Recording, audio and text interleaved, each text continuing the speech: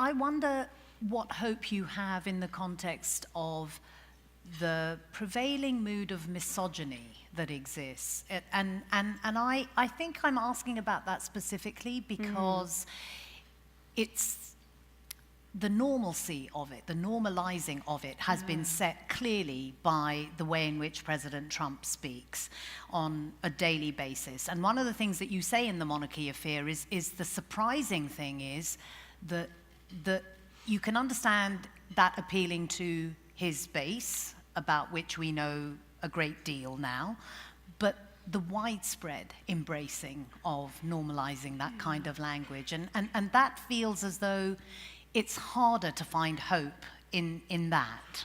Well, I think anyone who's a feminist, it would be surprising if they were not optimistic, because if you just look at the sheer data of how women have done around the world, starting with women not being able to vote except in one country before the turn of the 20th century, and now even in Saudi Arabia there's a nominal vote for women. So there's tremendous progress, and even progress on the front of life and health, although that's more sticky.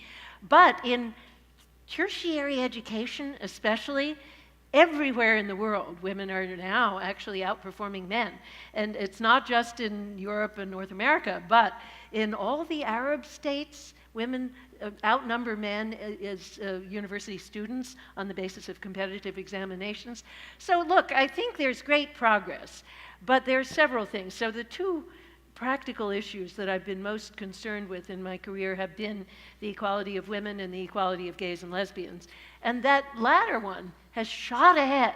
And now I think it's fair to say that people under 35 just have completely different attitudes, at least in the United States. And I think in most countries, look, even in India, where there was a sticky period, but by now it's just broken open with the Supreme Court case. So, and what is the reason why it's more sticky with the relationship between women and men? Well, I think there are several things. One is that men feel displaced. The promise used to be, oh, if you let women into Yale or Princeton, never mind, the same number of men will still get in.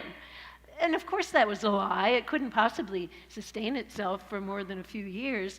So men are going to lose out, and they are losing out. Look, they're just not getting into, there's a lot of affirmative action for men in most universities in the United States because, frankly, because of athletics, in many cases because Title IX requires the proportional expenditure on male and female sports, mirroring the proportions of men and women in the student body. So if you want your football program to be strong, you've got to beef up the number of men in your student body, even if by straight merit scores they wouldn't get in. So anyway, men do feel threatened and they feel displaced. Yeah, so the progress that you're talking about is a provocation in and of itself for many people. It is a provocation. And the other thing is that unlike the equality of gays and lesbians, which basically doesn't require straight people to change very much, if you have a gay couple next door, well, you like them or you don't like them, but you don't have to say anything to them if you don't want to. You don't have to change when you realize that they're gay and lesbian. And it's not that way with women and men if they're living together. If they're living together, the equality of women means that men are going to be doing more domestic labor, more childcare, and importantly, more elder care, which is not particularly pleasant for anyone to do, and it used to be thought, oh, women will just do that out of love. Well, okay, so these demands for change are very threatening. And I think, for the most part, men are really going along with that and learning a lot, and the men that I teach are amazing. But of course, there is a backlash, and we see that.